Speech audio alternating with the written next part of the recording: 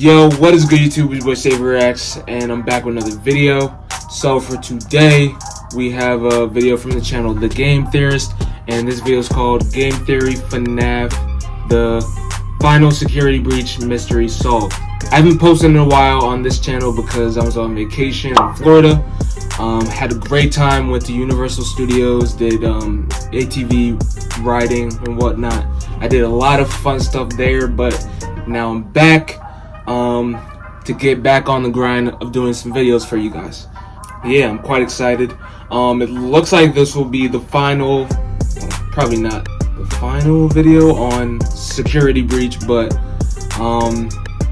hopefully MatPat has uncovered all the mysteries at this point to find out what the true meaning of the game is. Should be very interesting. Hope you guys are having a great day today. Hope you guys are staying hydrated as per usual. You know the vibe. Oh boy.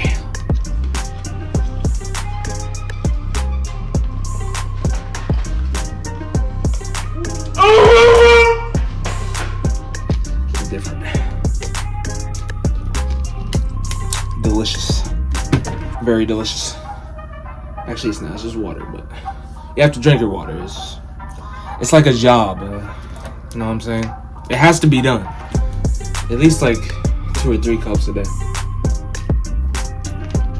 or 4.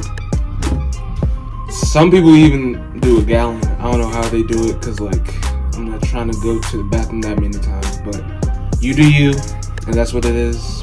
It is what it is. But yeah, before we get in this video, make sure you like, comment, subscribe, and turn that post notification button so you get notified every time I post a video. And let's get right into this reaction, man. Let's go.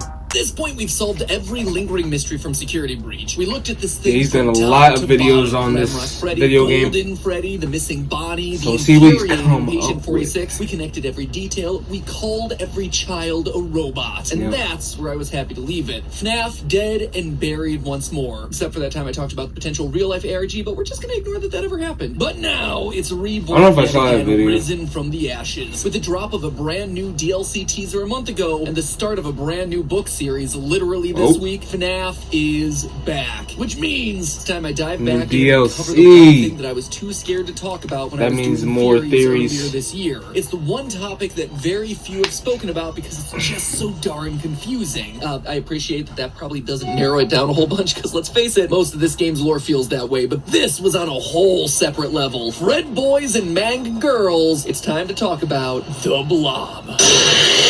Who's the Blob? Oh wow.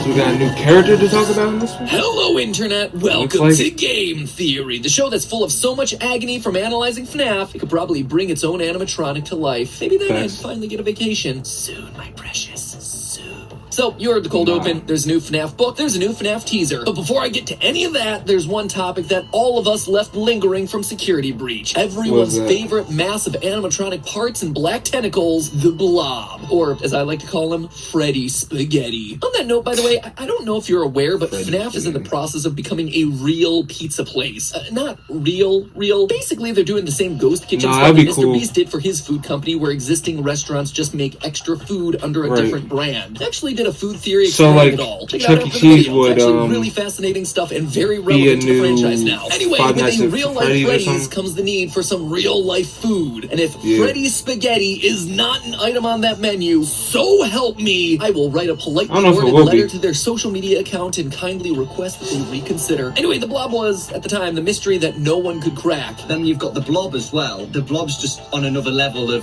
complicated. With the Blob, I even know the Blob was a character, to be honest. That have no reason to be there. I'm gonna take a stab in the dark. I think I put Henry in the Blob. The Blob is just a catch-all, all loose ends. And I don't think we can understand. It's in there. It's in the Blob. But you know what? It's been half a year. I'm done just throwing all our unanswered questions into this literal landfill of a character. Today we're getting some definitive answers as to what and who this thing might actually be. And those answers are gonna do 2 things for us. 1, they'll absolutely help clarify how we talk about this franchise moving forward. And 2, they'll certainly likely have severe implications for the Ruin DLC that's coming out early next year. So in the event that you repress this game, and specifically this character in your memory like I did, here's the quickest of reminders. In Security Breach, if you stay past 6 a.m. and defeat all the other animatronics, you're able to descend down into the basement of the Pizzaplex. It's there that you discover the remains of the FNAF 6 restaurant with a big old hole in the middle. Try to go down that hole on your own, and you're immediately jump scared by the face of Funtime Freddy attached to a big oily tentacle. Hop into Glamrock Freddy and he protects you, saying that his friends are here and that they're angry and confused. Then, during the Afton fight, those same oily tentacles pop in from the vents, trying to capture you or anyone, to be honest. Burn Afton enough times and you get the final cutscene where the blob returns to drag Afton off into the ceiling to keep him in cold storage until the next game. And because this is one of only a handful of animated cutscenes in Security Breach, everyone assumes that this is the true canon ending of the game. So figuring out what this thing is meant to be must be pretty darn important, right? So I guess it's time for me to stop stalling and start theorizing. The best place to start is to understand what exactly this thing's made out of. Because really, it's a who's who of FNAF history. Obviously, you see Funtime Freddy as its main face. As you're descending down through the hole, though, you can definitely make out FNAF 1's Chica. The shape of the head and the torso are a dead giveaway here. Peeking out is also FNAF 1's body. Notice the coloring of it and the lack of rosy cheeks. We also have a few random arms and legs popping out. These all match the style of FNAF 1 animatronics. Notice the 3 toes on the feet and the 3 fingers and thumb with no joints on the fingers of the hands. And that's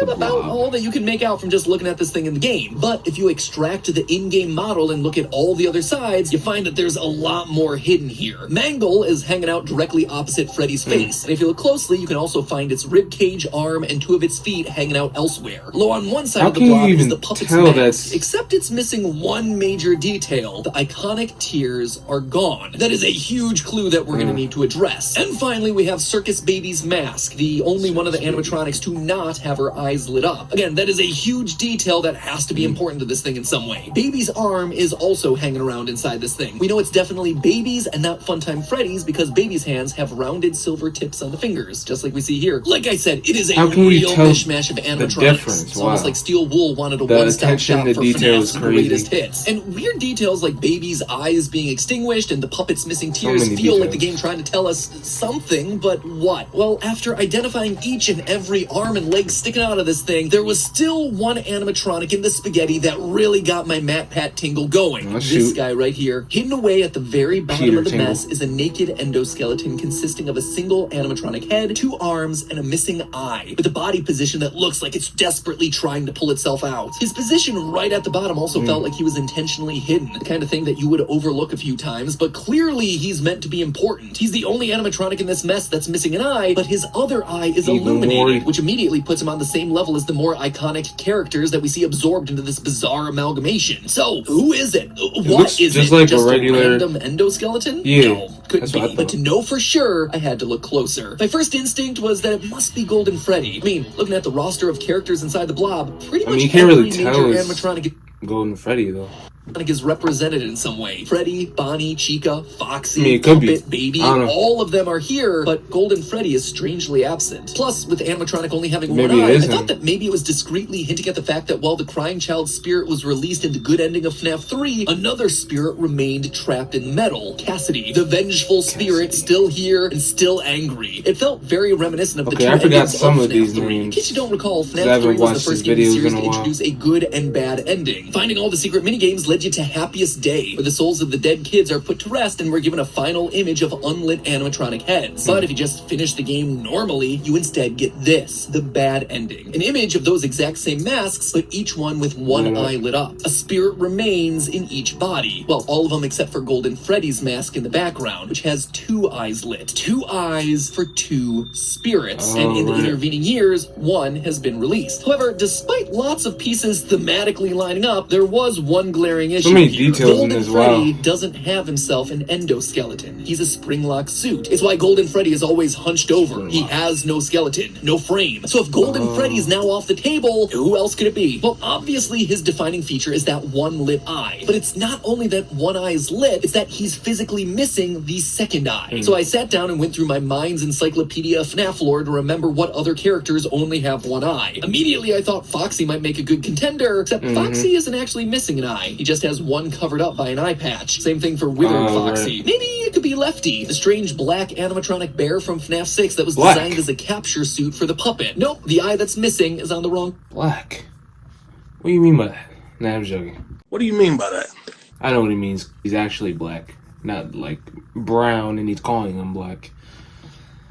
I knew that. You know what? Forget it. Maybe it is just a random endoskeleton because why not? It's security breach. But you know what? It's not that either. You see, FNAF 1 endoskeletons are canonically more boxy and streamlined. Not this guy. The body in the blob is actually closer to the Endo 02 models that we see used in FNAF 2. There's Those different have models? thin spring-like coils around their main skeleton. But even then, what we see in the blob is different. Notice the thick round discs that are directly connected to the skeletal structure. You don't see that in Endo 02s. It's almost like these things' arms are actually its legs. But that doesn't really make a whole lot of sense, or does it? Because there is one animatronic that actually has hands connecting to leg joints. One with an Endo 02 head that's missing its right eye. One with wires hanging out the side and with 4 rounded fingers at the end of each hand. It is the Mangle. Just, you know, it's Mangle's other head. That weird guy who's just kind of hanging out over there on the body. It is a direct match. Okay, gotta be honest with you. I was excited to identify this mystery animatronic, but also, yeah, disappointed. This weird animatronic that's trying to pull itself out of the bottom of the blob feels like it should mean something special, but Mangle being the answer just feels empty. Like, yeah, we already know Mangle's in this thing. The head is very obvious on the body. So, like so much else inside of this game, it was a mystery that led to a dead end. But hey, now that we have the complete and definitive roster of who's inside this thing, we can actually start to figure out why they're inside this thing. Because these are some weird picks. When last we left everyone, we had Molten Freddy and Scrap Baby. So why do we now have older versions of these animatronics inside the blob? Also, how do we suddenly have FNAF 1 and 2 era animatronics mixed in when none of these older models were a part of FNAF 6's fire? Can someone please just use anything other than fire to kill these things? If at first you don't succeed, try again. But at a certain point, you just gotta like cut it off and be like, you know what? Maybe there's something else. Silver bullet. Steak in the heart, garlic, just literally anything. Honestly, this was the main reason I didn't want to cover the blob. It just felt like one big continuity error. But now that I've come to the end of my sanity trying to determine what animatronic a finger belongs to, I think an answer has presented itself to me through the darkness. And you know what? I was wrong. Dead wrong. So the opening area of Security Breach is Rockstar Row, and it's full of memorabilia from the past pizzerias. You got stuff like OG Foxy's torso and jaw placed inside of display cases. There's also Bonnie's guitar, Freddy's bow tie, Chica's cupcake, even random stuff like Chica's feet or animatronic leg pieces. But it's not the items that are there that are interesting, it's the ones that are missing. If you look closely at these display cases, the majority of them have at least one missing item with a small description plaque in front of the empty space. Unfortunately, we can't see what exactly is on the plaques, but if torsos and feet are being displayed, then it isn't too hard to imagine that these could have been the heads, masks, arms, items that have been collected and added to the blob. In fact, that would explain why Circus Baby and Funtime Freddy heads inside of the blob instead of Scrap Baby and... So somebody, or maybe the blob itself took the artifacts from the glasses and put it onto itself. But I wonder if like if it gets stronger that way, or is there like another reason? Freddy. It's not a continuity error like all of us assume, it's just a really obscure lore point. Remember that FNAF sister location ended with all the animatronics teamed up to form Ennard, a literal tangle of wires and eyeballs, and that was pretty much it. But once Ennard was puked up and Baby got voted out of the team, that tangle of wires needed shape and form. This in turn gave rise to Scrap Baby and Molten Freddy, creatures created from literal trash, not official versions of the characters, for as much as they might look like the original characters. As far as Fazbear Entertainment memorabilia is concerned, the Circus Baby mask and Funtime Freddy head, they're the latest versions of those characters. They're put on display for fans of the series to see. Parts that this tangle of black goo could steal from the displays and absorb into its own being. Same with the OG suits and Mangle body. Scrap Baby and Molten Freddy, meanwhile, they're unofficial characters. They were never created by Fazbear Entertainment or displayed inside of a pizzeria. In short, I'm sorry, Steel Wool. I'm not sorry about a lot of the things I've said about some of the lore decisions in this game. game, but in this individual case, I'm sorry that I assumed that this was just a sloppy Steelwood continuity error, when in Studios, is that actuality the it was a name lot of more the thoughtful than I could have ever studio expected. that We just made the didn't game? give you enough benefit of the Yeah, I doubt guess so. here. So, like an overeager Funko Pop collector, there's a tangle of black wires lurking in the Pizzaplex hunting for souvenirs from the franchise. And believe it or not, this actually lines up with a random detail from the story New Kid in the third Fazbear Frights book. As a group of kids are exploring an abandoned Freddy's restaurant, we get this line, quote, "While they were in the bathroom, Devin was pretty sure he heard something slithering through the walls. He didn't say anything. From the way the other boys' faces paled, he knew they heard it too." That is the line, and it never pays off. Not in this story, not in this book, not in the entire book series. The But in whole this story game, actually maybe. winds up being a Golden Freddy story, strangely enough. But it leaves Chekhov's tentacle monster just sitting there in the walls waiting to be used. Probably because it was meant to pay off in Security Breach, a game that was originally meant to release closer to that story's publication. But the repeated delays in Security Breach threw all of that synergistic programming off. Alright, so we know why it physically looks the way it does, but really, what are these tentacles? Well, that's where the puppet mask missing tears comes in. I think we're all familiar with this thing.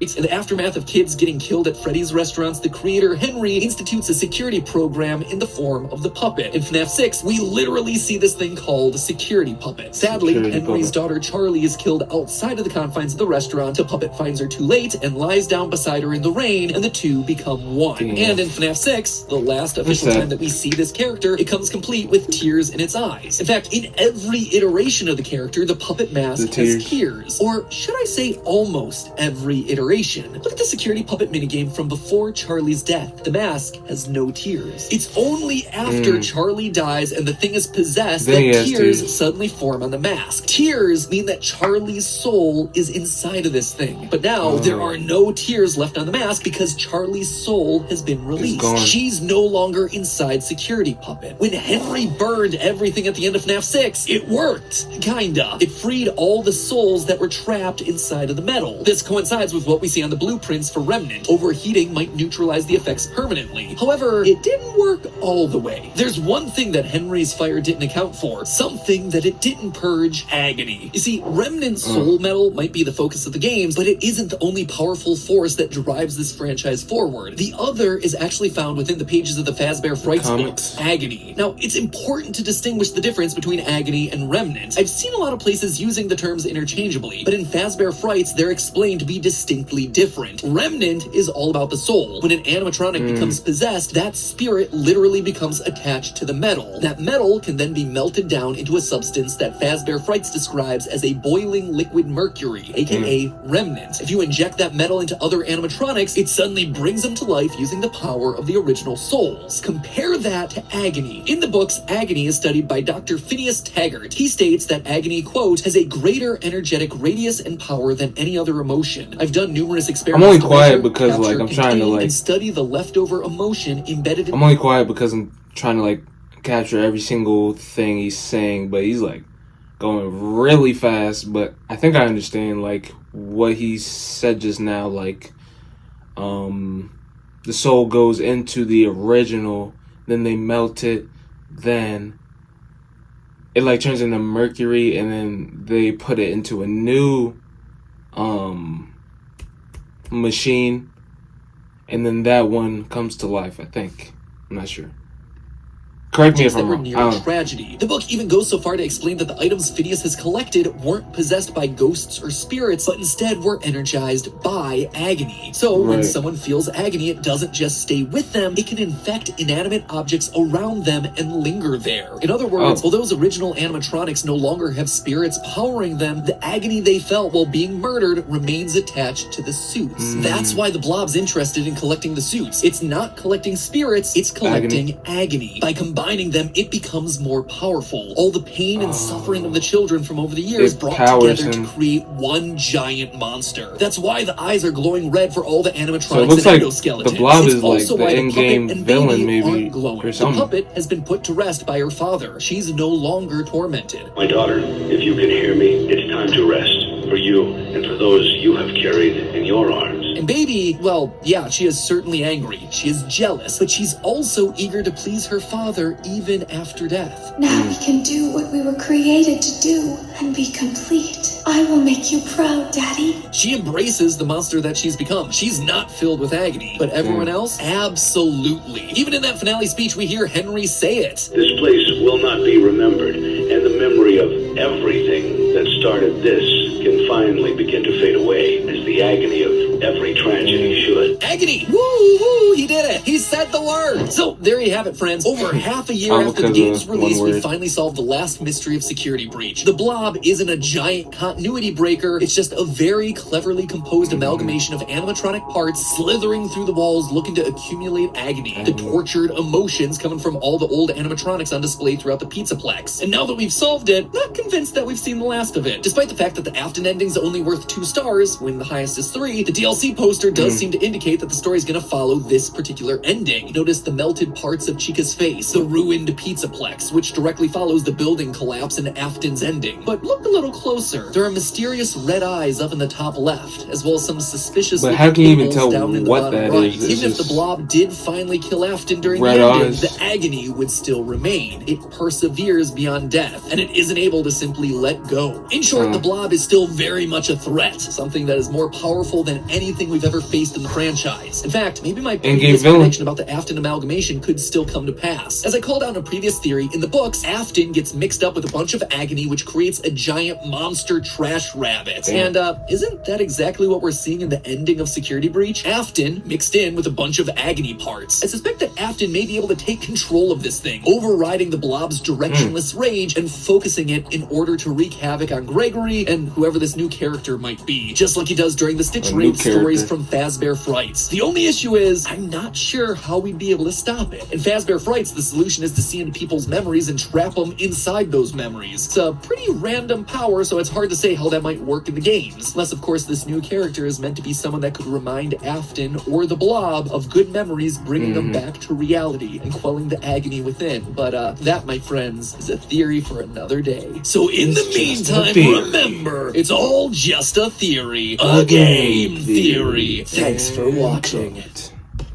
Actually, no, that's the other channel. He says that. But yeah, I was close. But yeah, that was quite the theory. He threw a lot of stuff out there. I caught a couple things, but a couple things went straight over my head. But I think I understand the gist of it, with the Blob and whatnot. But let me know what you guys thought of this video and this theory. I thought it was very interesting. But yeah, guys, that'll be the end of the video. Make sure you like, comment, subscribe, and turn that post notification button so you get notified every time I post a video. And I'm gonna be out.